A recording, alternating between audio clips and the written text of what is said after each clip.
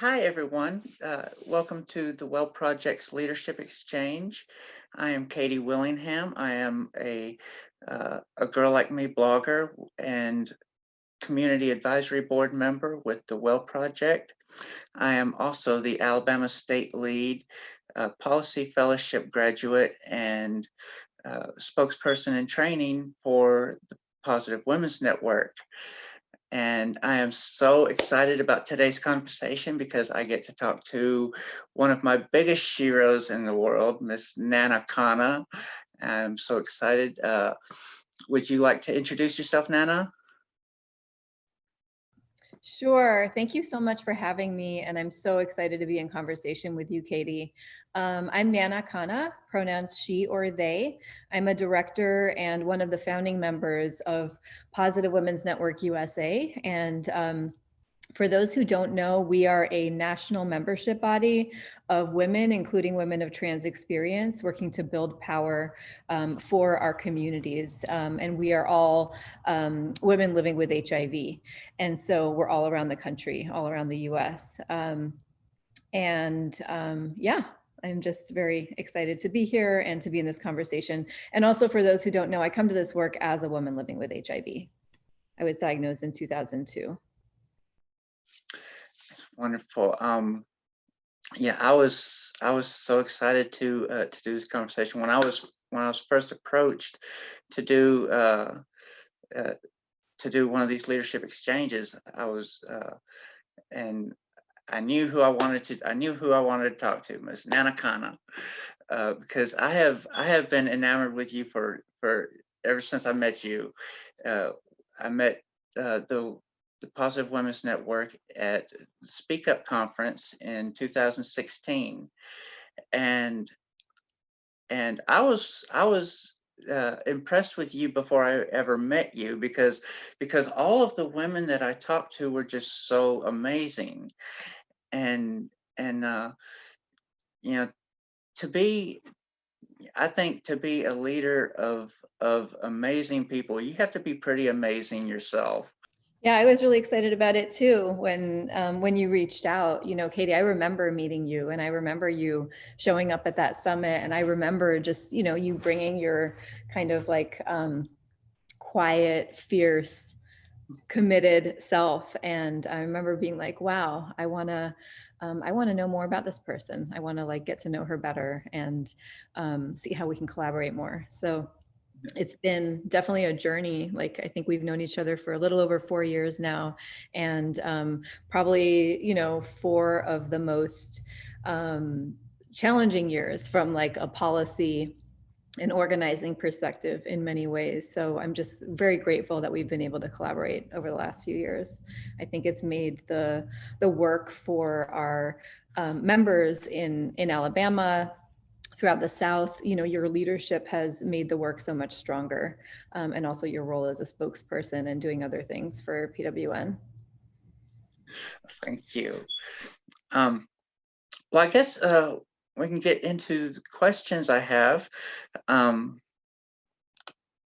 first question that I prepared was, what made you decide to get into advocacy rather than just living your own life?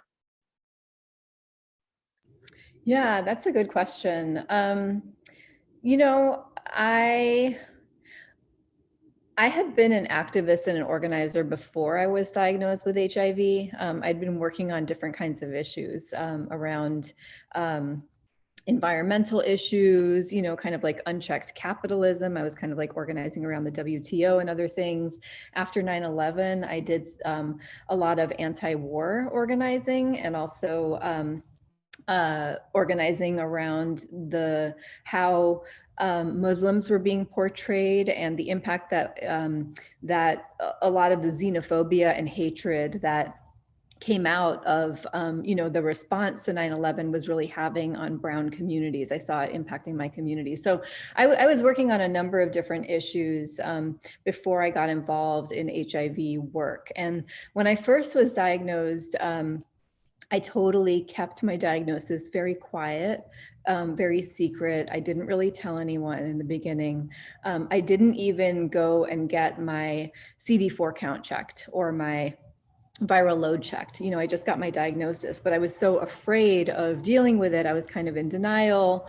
And I was also really afraid of being in the system as having a chronic health condition, because at that time we didn't have the Affordable Care Act. And so I was really like terrified of being discriminated against for health insurance and things like that. So for lots of different, personal internalized stigma reasons, and also reasons of like fear of like access and barriers to access, I wasn't really, I didn't have any sort of community of support. I didn't really know any other women living with HIV for the first few years. And but I faced my own challenges as a woman living with HIV. I was discriminated against in a reproductive health care setting very early on in my diagnosis.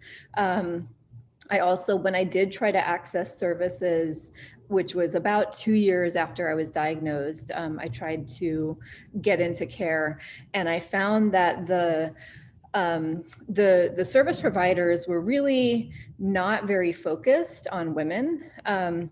When I went to them with concerns, at that time I was in my mid 20s, something that was on my mind was, if I'm going to start medication, what does that mean if I want to get pregnant at some point, or have a child at some point? And so that was one of the questions I was asking the treatment advocate who was talking to me about my options, and he wasn't able to answer my questions.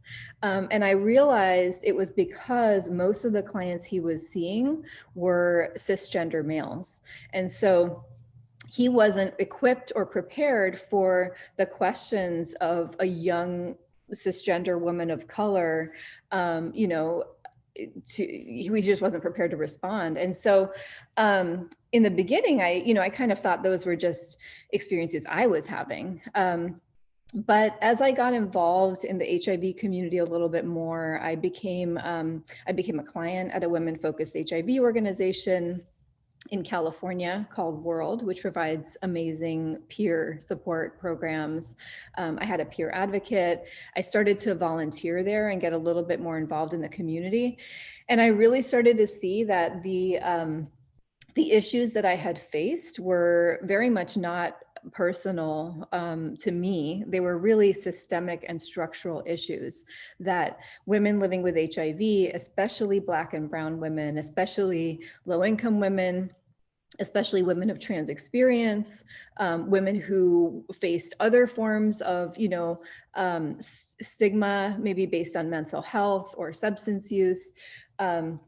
Women living with HIV were being systematically kind of excluded from focus in programs, in funding, in service delivery, in research. And I started to really, understand and learn that more as I talked to so many other women living with HIV who really became my my teachers and my mentors. And so it was scary for me to think about being more public about my HIV status. And it actually took me a while to do that, even after I got involved in advocacy and organizing. But it just became really clear that I couldn't be silent, and I needed to use my experience, my skills, my time, my resources in whatever way I could to address these systemic injustices. Yeah. I find it so interesting that you were in so much advocacy before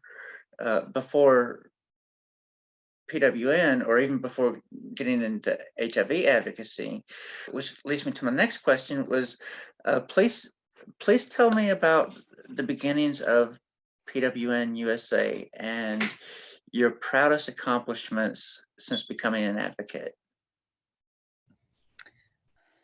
So PWN was founded by 28 really diverse women living with HIV. We were founded from an understanding and a connection that there was no organized collective voice speaking on behalf of women living with HIV in this country. So what we were seeing was, in national policy and federal policy, the people who were making decisions on behalf of the HIV community were, first of all, often not people living with HIV. And secondly, when they were people living with HIV, they were usually white cisgender males who had various kinds of professional education and different kinds of like formal education privilege. They also tended to come from, have more access to like money and resources, maybe through their families and things like that. And that's just not the demographics of what women living with HIV in the US look like. And so we, there have always been women on the front lines, women living with HIV on the front lines responding to this epidemic. Women living with HIV have always led the way since the very beginning of the HIV epidemic, have always led the way, founding organizations, advocating on behalf of women, but also men and transgender people, developing programs, creating support groups, doing advocacy around clinical trials. Women living with HIV have always been there, holding space for our communities, but we weren't all necessarily talking to each other or collaborating together. And so, so part of what I found and what came up in conversations with other women living with HIV leaders was that we really needed to be more strategic about how we worked together, to uplift and center, in particular, Black and Brown women, women in the South, which is a big, where a big burden of the epidemic is among women living with HIV, women of trans experience, women who often don't get to sit at decision-making tables because maybe they don't have all the letters behind their names, but we know that we have lived expertise to bring, and a lot of wisdom and a lot of learned knowledge along the way to bring to bear, that can actually create better policies and better programs for everyone. And so, so around 2007, we started to talk about what it would look like to bring together women from all around the country, and to kind of see if there was interest in starting something together, like a coalition or some sort of collaborative. And that idea was also inspired in large part by networks of women living with HIV across the world.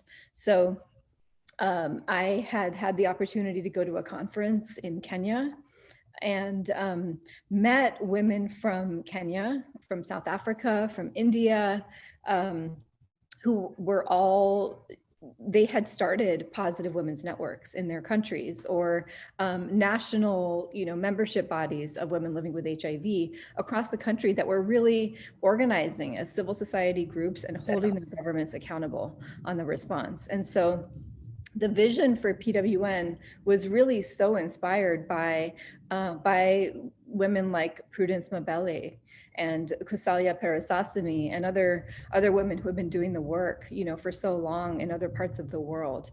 And so, so in 2008, in June, we were able to come together to bring together 28 women living with HIV from around the country. We had our youngest founding member was 21 years old, I think. Our oldest was 72. We had women of trans experience. We had women who had been born outside the US. We had women who were not English speakers.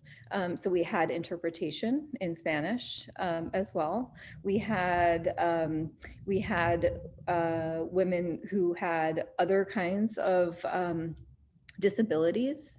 So, we had, I think we had ASL interpretation there for one of the participants as well. So it's a real diverse group. But the one thing we all had in common was that we were all working on HIV in our communities, our local communities in some type of way. And we all had a vision for what the response needed to look like to be more grounded in centering those who are most impacted by the epidemic.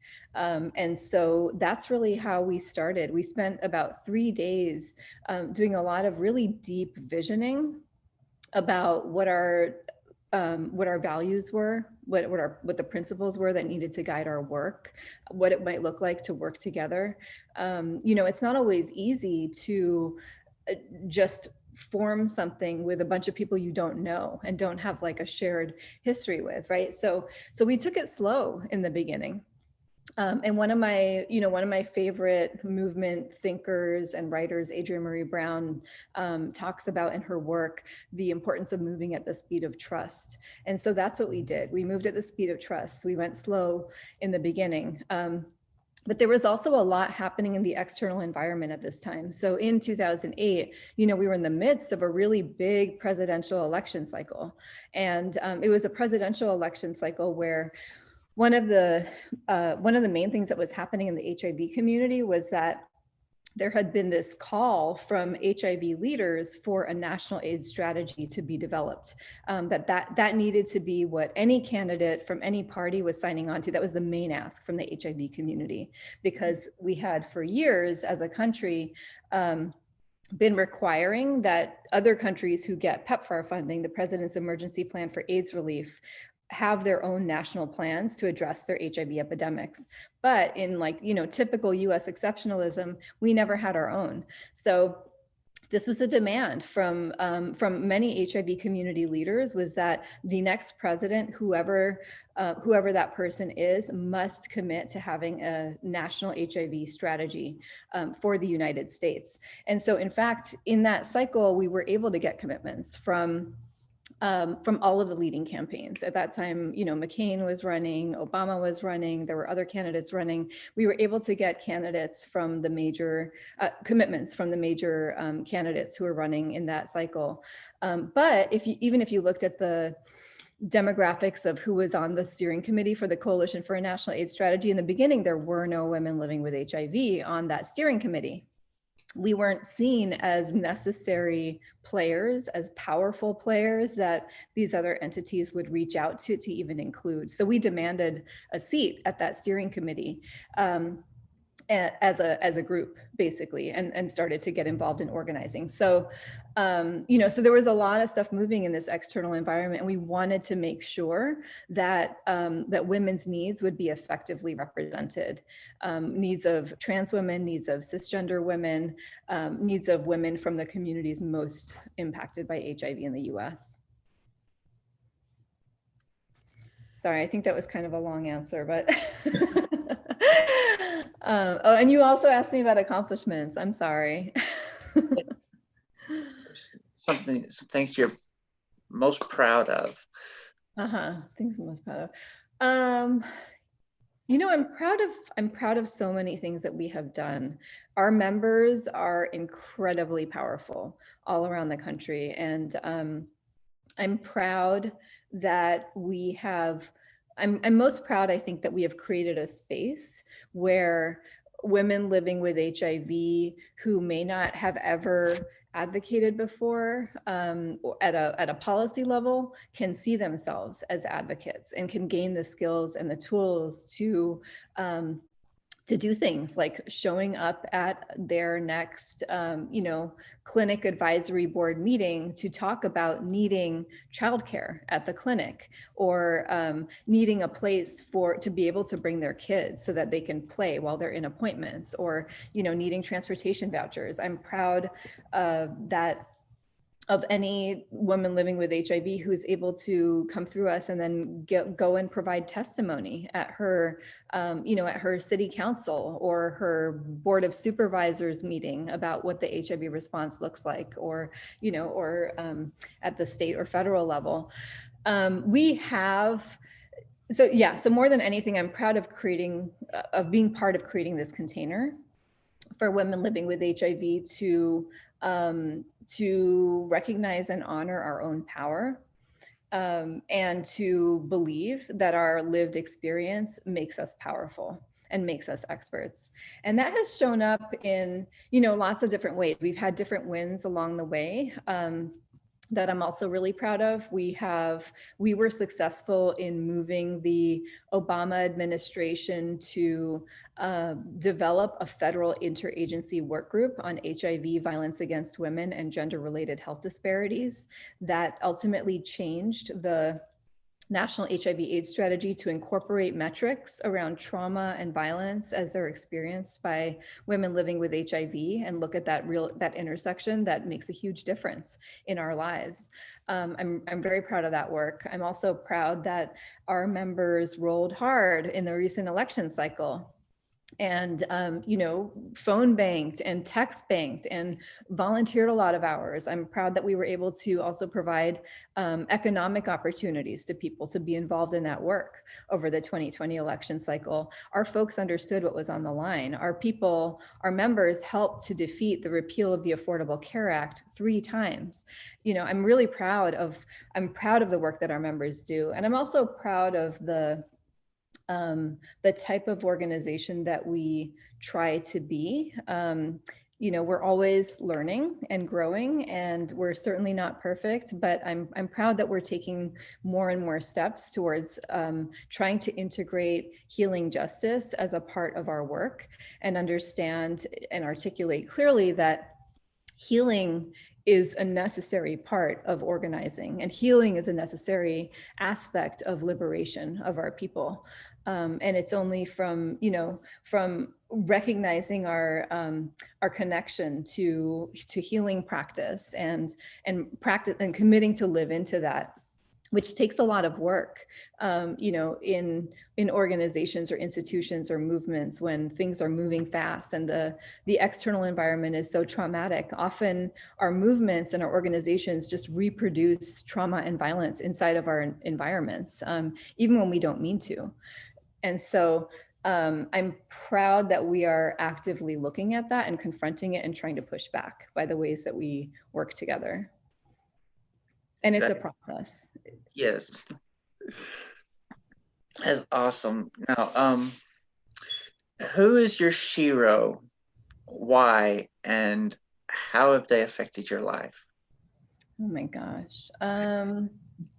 That's a big question. I have so many Shuros. I have so many Shuros.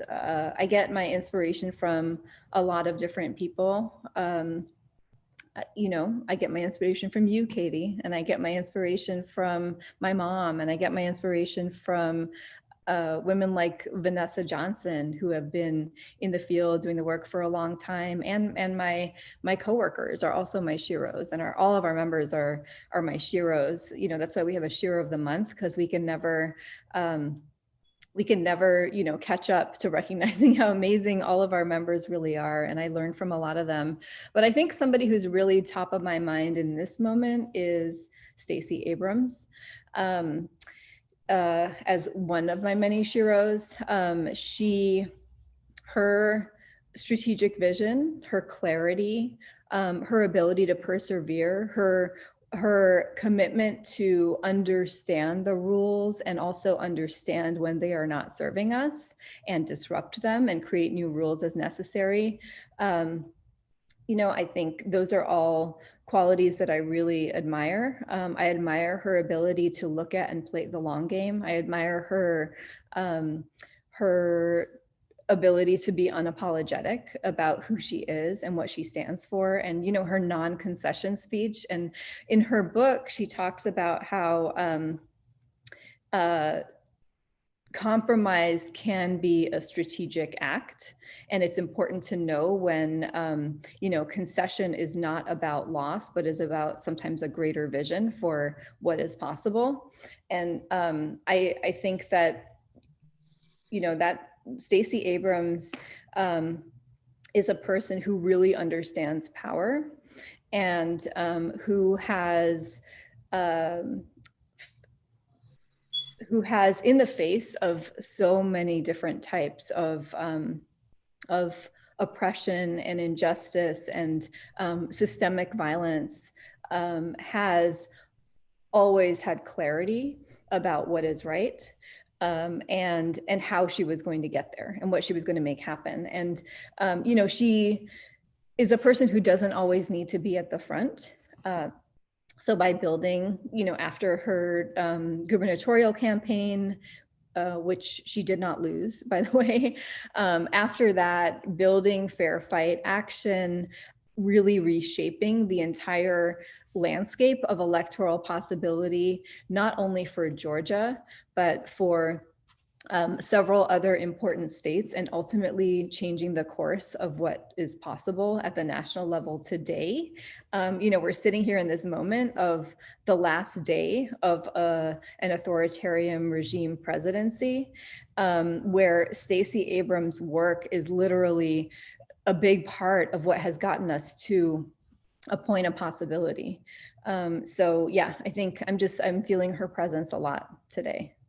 Yeah, she changed the landscape of Georgia politics.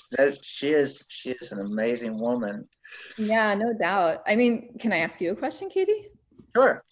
Yeah, I'm curious to hear, I've gotten to witness and see some of your work, and you are somebody who I just admire so much, because you are always, you always, kind of like show up where it's really important. You always seem to have a very clear analysis of what's going on. You're such a great writer. You're such a powerful advocate, and I see you also supporting and mentoring others. And I'm just curious if you could talk a little bit about what inspires you, and what are some of the proudest moments of your own work and your own advocacy and leadership journey? Oh gosh, who inspires me is, as I said, the women of the Positive Women's Network, women of the Well Project. These sisterhoods have been so powerful for me, so inspiring, and there's so many to choose from, for different reasons. Just so many women inspire me in so many ways. I'm proud. Anytime I can overcome my fears, really, doing things like this. Because I have such hard trouble speaking.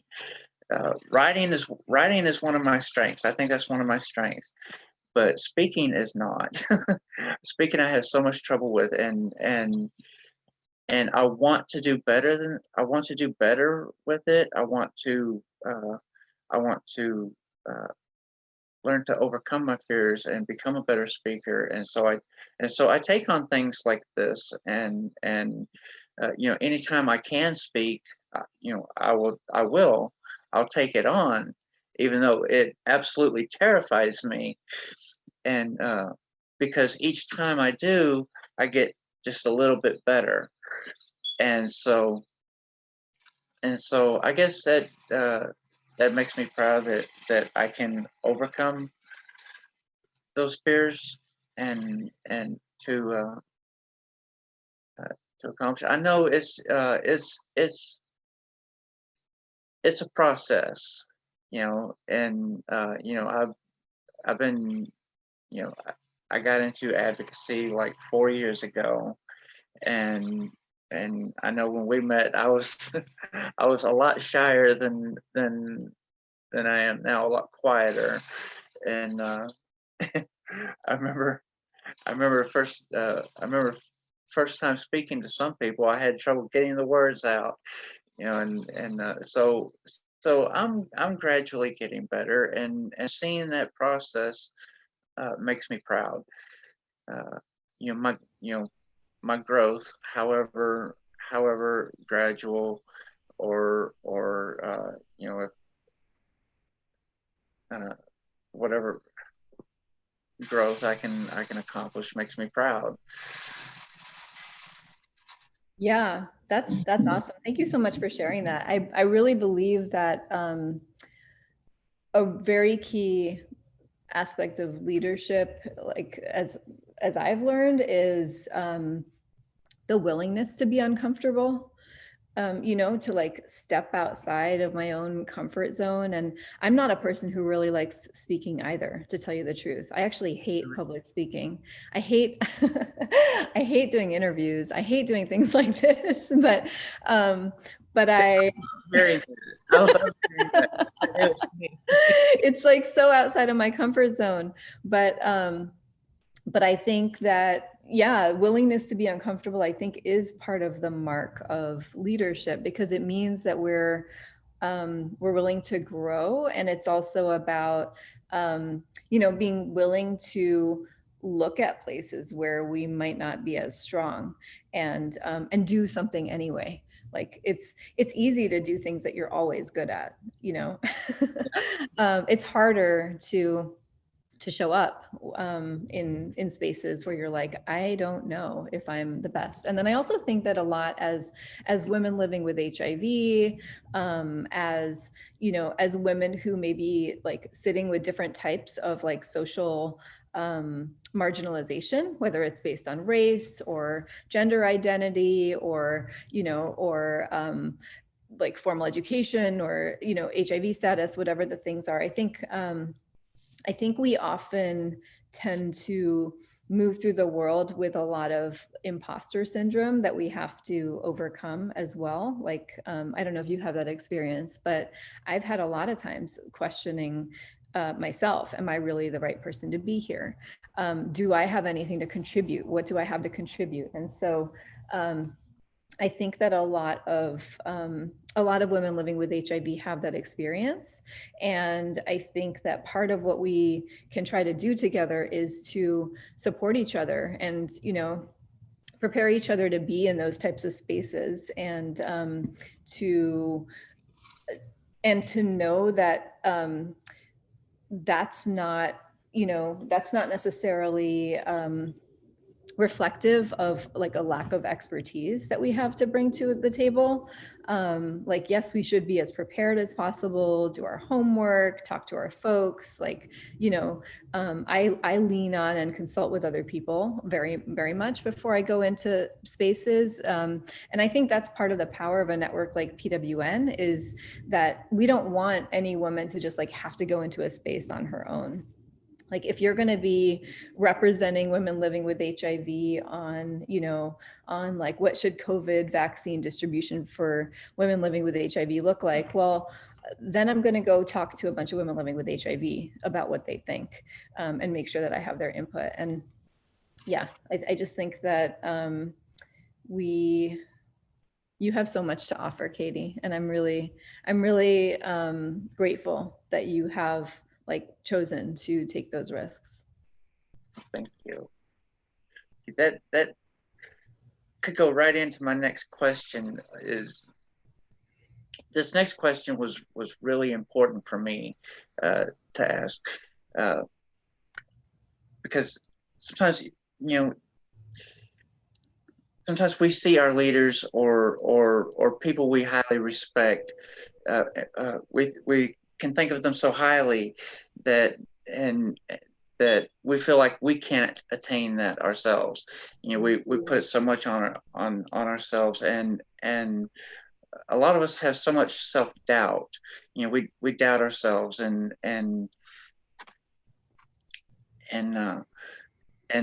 we allow that to prevent us from taking on leadership roles ourselves, you know, thinking we're not good enough, and such. So I love to hear people I highly respect talk about their weaknesses and things, because that makes it more relatable for me, and shows me that if they can do it, I can too. So this next question was so important for me. What do you see as your weaknesses or insecurities? Mm-hmm. Do they still affect you, and how do you deal with them? Yeah. Um, so I'm a big believer in supporting people to operate from a place of strength. So to really understand what people's strengths are, whether that is like, you know, somebody in my personal life, somebody who's a PWN member, myself, my staff, to really understand what folks' strengths are and try to build and create like projects that they can do, take on, lead, that speak to their strengths. And I apply that to myself as well. So I have a lot of weaknesses. There are a ton of things I'm really not that good at. I'm also a student of something called StrengthsFinder, which is like a, you know, there's like a test you can take and it gives you some insights about, from a list of like, I think it's like 34 kind of like core competencies, which ones are your biggest strengths, which ones are your, are the ones you're not as good at. So one of the things that I've learned through my study of StrengthsFinder is that to understand that like my biggest weaknesses come when my strengths are not managed, if that makes sense. So like anybody can have, you know, there are no strengths that are better than other strengths. Everybody has strengths and all of those strengths are important as part of a team. So I am not the best person to, you know, like fill out the details on a plan. Like that's just not something I'm very good at. I'll do it if I have to, but it's not something I'll choose to do. It's not something that comes very naturally to me. So, you know, so I need somebody on my team who's really good at that and who is like happy to do that, and happy to sort of fill things in. But also when I look at like my strengths from StrengthsFinder, I can also clearly see where some of my weaknesses are. So for example, one of my, I'm going to use the word strengths and weaknesses kind of interchangeably. One of my strengths / like biggest weaknesses is connectedness. I can really very like easily and intuitively see how things fit together. It's actually really hard for me not to look at things that way. So that can be great when you're doing like big picture planning, but it can be really frustrating for people who are trying to collaborate with me on a project, because I keep seeing all these connections to other stuff. And so I can risk taking us a little bit off track sometimes, instead of like focusing in on the task at hand. And so I have to learn to manage that in myself so that I don't, you know, frustrate people, overwhelm them, you know, take us off the agenda. So I use a lot of tools to help me manage those kinds of weaknesses in my day-to-day life. Like if I'm working on an agenda, I use a tool called POP, Purpose Outcomes Process, so that I'm really clear. I want to be clear about what we're there to do, what we're trying to get out of it, how we're going to get there. You know, every step of the way is going to be mapped to where we're trying to go. So I guess that's one example for me. Okay, that's awesome. That's awesome. I may have to look up that app myself. That StrengthsFinder. StrengthsFinder, yeah, I can send it to you. Okay, yeah, I could use that. Next question is, what is the greatest challenge or obstacle you've ever faced? And have you ever faced one you couldn't overcome?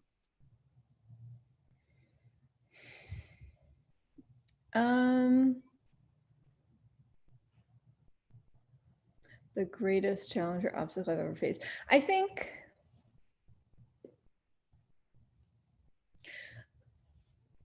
I would have to say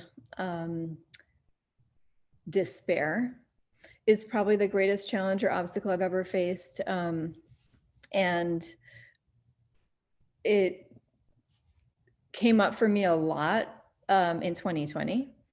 You know, just like the constant pressure of the environment that we've been in, the toll that it has taken on people who I really care about deeply, the toll that it took on me, you know, from the political environment to the pandemic to just like how impossible things started to feel, you know, at a certain point. To me, that is the most dangerous obstacle or challenge. Like anything else I've faced, like I've faced personal hardship, I've faced professional hardship, I've, you know, faced like I've faced like doubting my own leadership, or other people doubting my leadership. All of that, none of that was as challenging as like those moments where I lost hope. And I think, you know, I think one of the things that I think about is something that Miriam Kaba talks about. She's an abolitionist, an organizer, an amazing thinker, and she talks about hope being a discipline. And that's something that I've tried to stay focused on, is hope is a discipline. We have to practice it. We have to be disciplined about practicing it as organizers, as advocates, and we have to be disciplined about nurturing ourselves enough not to lose hope. And so that's been a big focus of mine going into 2021, because there were definitely some times in 2020 when I honestly wasn't sure if I had anything left to give. Yeah, I know this has been such a hard year, and for so many, I know I went through a hard time this year, for several months, and it was just really horrible year. And you are absolutely right to sometimes change or to have hope is a deliberate action. You know, it takes deliverance. You know, you have to deliberately choose to have hope. You know, because you know there was a long time there for that. I know I had lost hope. I had sunk into despair, and it can be so hard to get out of sometimes. But you know, like you said, during those times is so important to take care of yourself, and you know, do what it takes to revitalize yourself, so you can come back and have something to give to others. Yeah. Yeah, I really believe that. And, you know, everything that we've been facing is not gone. In many ways, it's here more than ever. You know, white supremacy is here. The white terrorism and transphobia, xenophobia, all those things are still here. Those 74 million people are still here. And so, yeah, it's not, I think that like despair as an obstacle is not so much necessarily just about what's happening in the external environment, but it's very much about like the practice of hope. I think is very much about how do we create like communities of care and communities that are nurturing and space to be who we really are. Yeah. So, but yeah, it can feel, it's those moments where it feels like it's impossible to make a difference. Yeah. You know, that can be very overwhelming.